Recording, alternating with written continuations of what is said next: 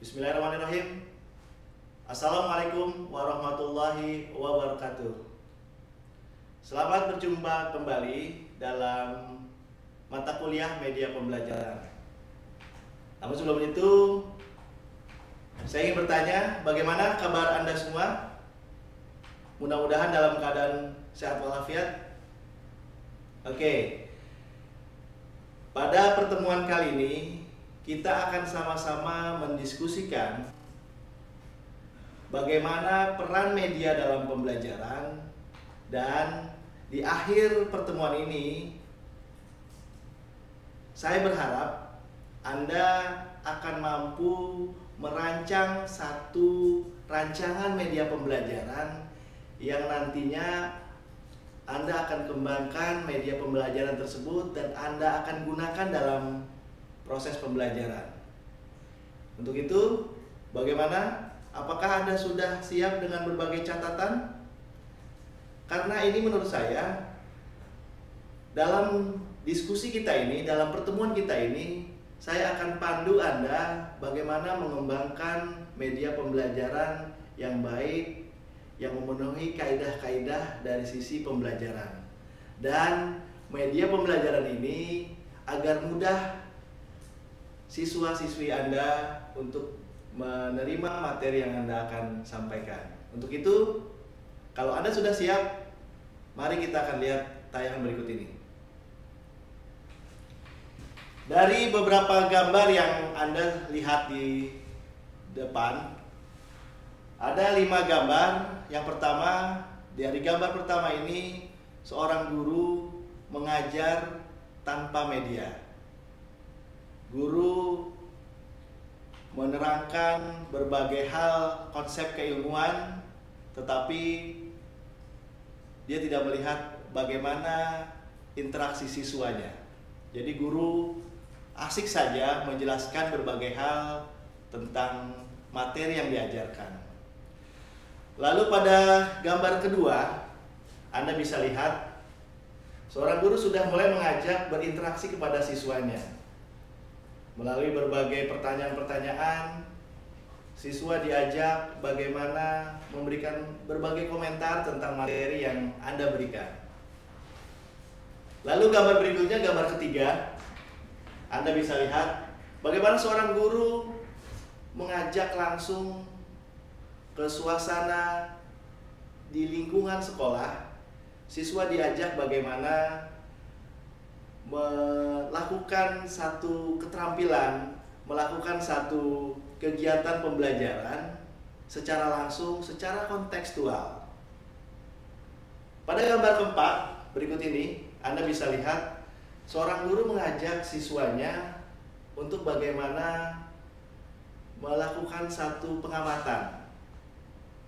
Jadi Anda sebagai guru, dan menurut gambar yang ada di sana, guru mengajak siswanya untuk melakukan pengamatan. Artinya bahwa dari gambar ketiga dan gambar keempat yang Anda lihat, guru sudah banyak menggunakan media. Terlihat di gambar keempat, lingkungan sebagai media pembelajaran yang digunakan oleh guru tersebut dalam mengelola pembelajaran. Pada gambar kelima, kita bisa perhatikan bagaimana seorang siswa dalam satu kelompok diskusi tanpa didampingi oleh seorang guru, mereka mendiskusikan berbagai hal yang terkait dengan materi yang disajikan oleh guru secara mandiri. Siswa asik berdiskusi tanpa arahan guru, mereka berdiskusi, mengambil atau menganalisis berbagai hal yang ada di media tersebut. Nah, dari kelima gambar yang tadi sudah saya sampaikan, bahwa gambar 1, gambar kedua, gambar 3 sampai gambar kelima, proses pembelajaran dari mulai tanpa menggunakan media, sudah mulai menggunakan media tanpa adanya kegiatan pembelajaran secara kontekstual, dan gambar ketiga, keempat, dan kelima sudah mengembangkan media berbasis lingkungan, menggunakan media melalui desain. Nah, untuk itu kita akan lihat, saya akan perlihatkan satu tayangan yang pernah juga Anda lihat bagaimana pedoman penggunaan media. Mari kita lihat pada tayangan berikutnya. Kalau dalam bagian ini, tentunya ini pun sudah pernah saya sampaikan kepada Anda semua bagaimana pedoman umum penggunaan media dalam pembelajaran. Pada gambar nomor 1, kurikulum langsung disampaikan kepada guru untuk peserta didiknya tanpa menggunakan media. Anda masih ingat pada nomor 2 bagaimana guru dan media? Oke, saya yakin Anda pasti masih ingat bahwa pada gambar nomor 2 ini guru dengan media bahu-membahu. Artinya peran guru, peran media memiliki peran masing-masing, dan masing-masing itulah perlu dirancang secara khusus. Jadi kurikulum yang ada disampaikan oleh guru melalui media kepada peserta didik. Artinya bahwa guru dengan media bahu-membahu. Sekian persen media, sekian persen guru. Pada gambar ketiga, media mendominasi dalam pelaksanaan pembelajaran. Guru hanya sebagai fasilitator kepada peserta didik dalam menyampaikan pembelajaran yang ada dalam kurikulum. Lalu gambar keempat, guru menggunakan media dalam pembelajaran. Pada gambar kelima, Anda juga pasti sudah tahu bahwa pada gambar kelima, siswa peserta didik belajar tanpa dihadiri oleh guru. Dalam hal ini biasa dilakukan pola pembelajaran ini biasa kita kenal dengan pembelajaran mandiri, yaitu belajar dengan media tanpa dihadiri oleh guru. Nah, kita akan coba kita akan coba bahas bagaimana kaidah-kaidah mengembangkan media pembelajaran yang sesuai dengan pedoman umum yang sudah saya jelaskan ini dalam pembelajaran di kelas. Oke, mari kita lihat tayangan berikut. Yang pertama, pedoman yang harus Anda perhatikan bagaimana memilih media yang baik dan benar. Yang pertama adalah perlu Anda perhatikan ketepatan dengan kompetensi yang telah dirumuskan. Tentunya ketika Anda mengajar, dan mengajar itu perlu perencanaan. Ketika Anda merancang pembelajaran dan ketika Anda sudah tetapkan kompetensi akan dicapai, Anda perlu mengembangkan media. Nah, media pembelajaran yang Anda akan kembangkan itu harus sesuai dengan kompetensi yang akan dicapai oleh peserta didik. Lalu yang kedua, yang perlu juga Anda perhatikan adalah bagaimana media itu yang Anda kembangkan itu sesuai dengan karakteristik siswa. Yang pertama adalah tentang usia perkembangan. Media yang tepat harusnya tepat juga dengan usia perkembangannya. Jadi media yang Anda akan gunakan, media yang Anda akan kembangkan itu sesuai dengan pengetahuan dan usia perkembangannya. Sehingga harapannya media yang akan Anda gunakan tersebut dapat dengan mudah digunakan dan dapat dengan mudah difahami oleh peserta didik Anda. Berikutnya, yang ketiga adalah kemudahan dalam memperolehnya. Nah, ini pada pertemuan kali ini saya akan meminta Anda untuk merancang satu media pembelajaran, ya. Bagaimana media pembelajaran itu dapat dengan mudah Anda kembangkan. Tentunya seluruh bahan-bahan yang Anda akan gunakan dalam pengembangan media harusnya mudah Anda dapatkan, terutama dalam lingkungan, baik lingkungan rumah maupun lingkungan sekolah. Yang keempat adalah mampu meningkatkan motivasi dan merangsang untuk berpikir. Nah, inilah kita akan coba hantarkan Anda bagaimana media yang akan Anda kembangkan dalam satu perencanaan itu merangsang mereka untuk berpikir dan memotivasi agar mereka semangat. Dari keempat ini kita akan coba telaah dan kita akan urai sehingga apa yang menjadi tujuan dari pertemuan kita ini bisa tercapai. Kita lihat tayangan berikutnya. Pertama adalah ketepatan dengan kompetensi. Saya sampaikan tadi bahwa pembelajaran yang Anda kelola pasti Anda sudah rumuskan dulu kompetensinya. Nah, ketika kompetensi itu sudah Anda rumuskan, maka kita sudah bisa menentukan media apa yang tepat untuk mencapai kompetensi tersebut. Contoh misalnya, ketika kompetensi itu dalam rangka melatihkan mereka dari sisi gerak tangan misalnya, atau keterampilan tangan misalnya. Nah, ketika kompetensi itu mengarah pada keterampilan tangan atau gerak tangan, maka media yang tepat melatihkan bagaimana gerak tangan atau keterampilan tangan dari siswa Anda itu bisa tercapai gitu. Jadi media yang Anda kembangkan itu harus memang untuk menuju atau mencapai kompetensi yang akan Anda capai. Lalu yang kedua adalah pilih jenis media yang tepat sesuai dengan kompetensi yang akan dicapai. Ini juga berkaitan dengan dari media yang ada, dari bahan-bahan yang ada, kira-kira mana yang tepat, mana yang lebih tepat yang akan Anda gunakan. Apakah media penyaji, media objek, atau media interaktif? Pada pertemuan kali ini, saya akan meminta Anda untuk mengembangkan media objek, yaitu benda-benda tiruan dari bahan-bahan apapun yang mudah didapat, baik tadi yang saya sampaikan di lingkungan rumah maupun di sekolah. Yang paling mudah dan murah. Cari bahan-bahan yang mudah dan murah, kita akan coba kembangkan media objek untuk digunakan dalam pembelajaran. Itu yang pertama. Lalu yang kedua, kita lihat yang berikut. Yang kedua yang perlu Anda perhatikan adalah sesuai dengan karakteristik siswa. Tadi sudah saya jelaskan, tapi secara rinci kita akan lihat.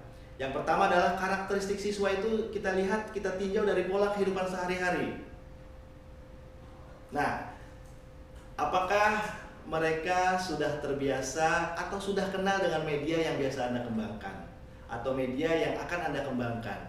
Nah, ini menjadi salah satu hal yang harus Anda perhatikan.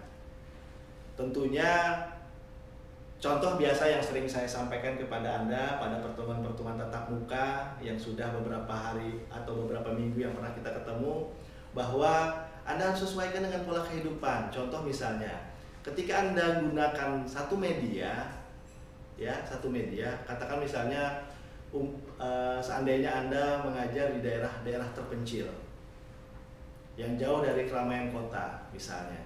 Nah, tentunya media yang digunakan itu sesuai dengan karakteristik dan pola kehidupan mereka, pola kehidupan sehari-hari. Jangan Anda gunakan benda-benda yang hanya ada di daerah perkotaan. Mereka nggak pernah lihat benda tersebut atau media tersebut. Itu akan menyulitkan mereka. Sulit mereka akan memahami media yang akan Anda kembangkan. Kalau memang di daerah terpencil, katakan misalnya, mereka sulit mendapatkan bola misalnya yang bagus, Anda kan bisa kemas dari barangkali mungkin dari kertas, dari daun-daun misalnya, Anda buat lingkaran. Itu yang biasa anak-anak Anda atau siswa-siswa Anda temui, jumpai di dalam kehidupan sehari-hari. Itu salah satu contoh. Lalu yang kedua, sesuai dengan karakteristik siswa adalah tentang sosial ekonomi. Anda jangan paksakan bahwa media yang bagus-bagus, bahkan media yang barangkali mungkin menggunakan elektronik gitu ya, bila kehidupan ekonominya sangat jauh dari kehidupan yang atau dari alat-alat yang Anda gunakan. Ini juga menjadi satu bahan pertimbangan gitu. Lalu yang ketiga, kemampuan menelaah materi. Ini juga perlu Anda lihat, perlu Anda perhatikan, dan perlu Anda pertimbangkan. Ketika kita mau mengembangkan media, bagaimana tingkat pengetahuan mereka dalam hal menelaah materi. Kalau seandainya seluruh siswa-siswa Anda itu memiliki tingkat pemahaman yang kuat gitu, Anda barangkali mungkin bisa gunakan media-media pembelajaran yang memang mereka mampu cepat menganalisis. Tetapi kalau sebaliknya, nah ini juga perlu dipertimbangkan. Lalu yang berikutnya, yang terakhir adalah dalam karakteristik siswa yang perlu Anda perhatikan adalah minat dan kontekstual. Minat jelas tadi saya sampaikan. Nah, apa yang dimaksud dengan kontekstual? Nah, media yang dimaksud dengan media yang kontekstual itu adalah media yang pas dengan materi, media yang pas dengan tujuan pembelajaran, dan yang terpenting media itu adalah dalam rangka memudahkan siswa belajar gitu. Ini dalam karakteristik siswa ini yang perlu Anda pertimbangan ada 4 hal. Oke, Anda tentunya sudah tahu betul, dan ini juga sudah saya sampaikan. Ini sudah pernah saya sampaikan pada pertemuan-pertemuan kita pada minggu lalu. Tetapi khusus pada pertemuan kali ini memang saya sengaja mengulang ini dan kita akan coba praktekkan gitu. Bagaimana nanti Anda merancang perencanaan dalam mengembangkan media pembelajaran. Oke, berikutnya pada tayangan berikutnya bisa kita lihat. Yang ketiga adalah yang perlu Anda pertimbangkan bagaimana kemudahan dalam memperolehnya. Gitu. Ini yang tadi juga sudah saya sampaikan, pemanfaatan media yang ada, memanfaatkan lingkungan, memodifikasi, pengadaan media baru, murah dan terjangkau.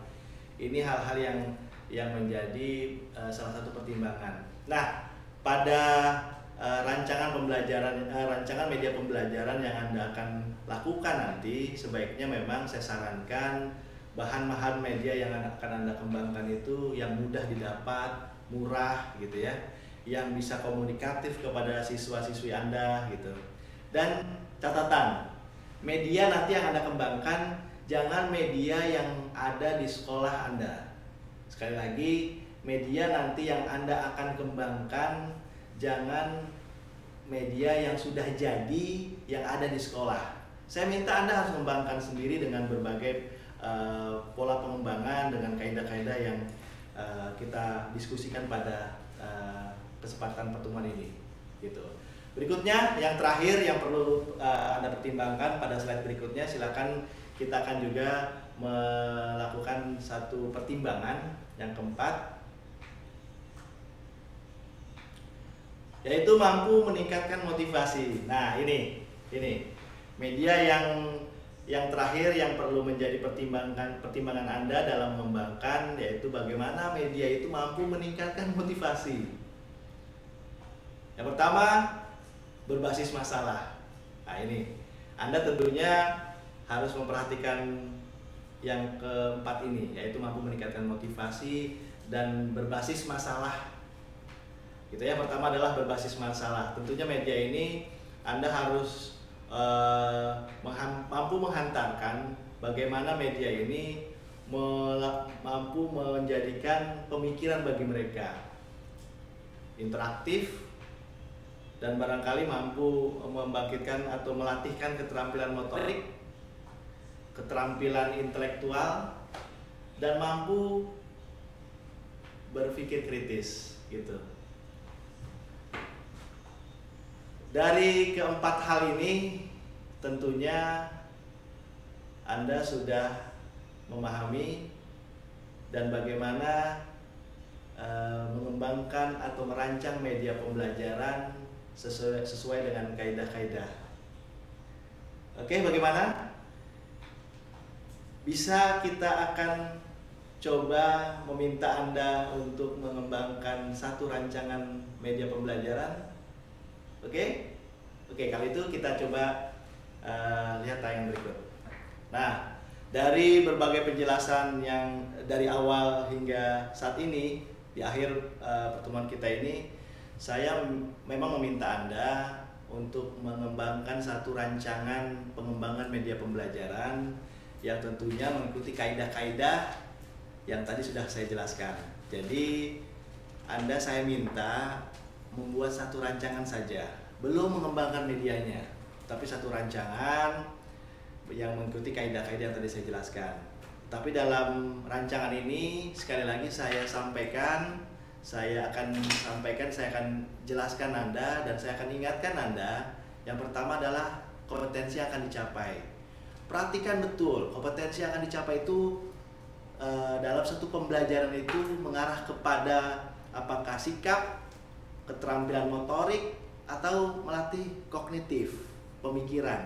Nah, dari ketiga hal itu Anda harus perhatikan. Kira-kira media yang tepat digunakan dalam pembelajaran saya contohkan misalnya pada melatihkan motorik atau psikomotor. Nah, apa yang media yang Anda gunakan yang tepat seperti apa? Buat di sana dalam rancangannya. Lalu yang kedua, yang perlu juga Anda perhatikan adalah bagaimana karakteristik mereka. Tinjauannya dari usia, masuk di usia berapa. Kalau di taman kanak-kanak barangkali ada kelompok A, kelompok B, atau kelas A, kelas B. Nah, media yang Anda kembangkan ini untuk kelas yang mana? Pada usia berapa? Gitu. Nanti saya akan melihat rancangan Anda media yang Anda kembangkan itu apakah memang tepat untuk usia yang akan Anda ajarkan kepada siswa Anda, gitu. Lalu yang kedua, tentang latar belakang ekonomi. Coba Anda jelaskan dalam rancangan itu ya. Pada nomor 2 ini, di latar belakang ekonomi, tolong Anda jelaskan pada posisi mana atau pada keadaan ekonomi seperti apa media yang Anda akan gunakan pada siswa Anda. Tentunya Anda sudah membuat satu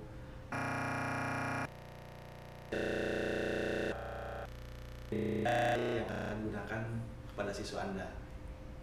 Lalu yang ketiga, yaitu pada karakteristik mereka, kemampuan berpikir. Nah, media yang Anda gunakan juga harus mampu mengajak peserta didik Anda untuk mampu berpikir, gitu. Berikutnya, pada poin ketiga, bisa Anda lihat pada tayangan berikut, media yang akan Anda gunakan, yang akan Anda kembangkan, rancang. Kita lihat pada tayangan berikut. Oke, pada rancangan yang akan Anda kembangkan gitu ya, ada yang ketiga yang perlu Anda pertimbangkan, yaitu media yang akan dikembangkan itu berasal dari bahan-bahan yang murah dan mudah didapat. Ini yang tadi saya berulang-ulang kali sampaikan, bahwa media yang akan Anda kembangkan nantinya itu harus dicari dari bahan-bahan yang pertama adalah mudah didapat di lingkungan rumah, di lingkungan sekolah, dan tentunya kalaupun seandainya Anda harus membeli, ya barang-barang itu harus dengan harga yang murah. Jadi saya sengaja memang meminta Anda untuk tidak banyak mengembangkan atau membeli barang-barang yang mahal yang Anda kembangkan. Malah lebih bagus, saya berharap Anda bisa manfaatkan barang-barang yang memang sudah tidak digunakan lagi, yang mampu Anda buat dan mampu Anda ciptakan dalam rangka mencapai tujuan, dalam rangka memudahkan siswa belajar, gitu. Dan pertimbangan yang keempat, yaitu media yang Anda akan gunakan ini tinjauannya atau kompetensinya dari sisi kognitif kah, afektif, atau psikomotor. Jadi media yang Anda akan kembangkan kalau memang melatihkan dari sisi kognitif, Anda sudah harus perhatikan itu. Jadi yang kedua, dari sisi afektifnya, sikapnya, bagaimana media itu dapat mempengaruhi sikap. Dan yang ketiga, media yang Anda kembangkan itu harusnya bisa mengantarkan atau bisa menyampaikan dari sisi psikomotor. Oke, saya akan meminta Anda membuat satu rancangan media pembelajaran, dan saya akan minta Anda untuk mengirim tugas Anda ini ke email saya. Tentunya harus proses diketik. Oleh karena itu, rancangan media atau rancangan media pembelajaran yang nanti Anda buat itu harus Anda ketik dulu, lalu Anda harus kirim ke alamat email saya. Kita lihat coba tayangan berikut. Nah, rancangan pengembangan media yang akan Anda kembangkan ini, saya minta Anda harus kirim via email gitu ya, di alamat saya. Anda bisa lihat. Dan alamat email ini pada awal pertemuan mata kuliah kita yang pertama, saya sudah sampaikan kepada Anda bahwa kita akan lakukan proses pembelajaran secara tatap muka, secara online, dan tugas-tugas yang saya minta Anda bisa serahkan tugasnya kepada saya langsung atau ke alamat melalui email. Oleh karena itu, alamat sudah saya berikan, dan ini Anda bisa catat lagi bila Anda belum mencatat alamat email saya. Dan tugas rancangan media pembelajaran ini paling lambat ya, akhir saya tunggu hari Kamis pada tanggal 29 April 2010. Oleh karena itu, saya meminta Anda, saya akan tunggu tugas Anda yang Anda akan kirim email ya ke alamat saya ini paling lambat pada tanggal 29 April. Oke, bagaimana mahasiswa semua? Mudah-mudahan Anda sudah dapat memahami, sudah dapat mengetahui secara pasti bagaimana tahapan-tahapan mengembangkan media yang baik dan benar. Yang baik adalah sesuai dengan kaidah-kaidah pembelajaran. Kaitan dengan pembelajaran untuk mencapai kompetensi. Artinya bahwa media yang Anda akan kembangkan dalam rangka memudahkan siswa untuk mencapai kompetensi. Oke, itu saja. Seluruh mahasiswa, saya harap Anda mengerjakan tugas ini dengan baik, gitu ya. Dan silakan Anda boleh berdiskusi dalam merancang pengembangan media ini. Silakan Anda berdiskusi, tetapi tentunya hasil akhir yang saya tunggu yaitu masing-masing Anda harus mengembangkan media dengan media yang berbeda, gitu. Dalam prosesnya silakan Anda berdiskusi, nggak ada masalah. Itu saja. Terima kasih atas segala perhatiannya. Saya ucapkan billahi taufiq wal hidayah. Wassalamualaikum warahmatullahi wabarakatuh.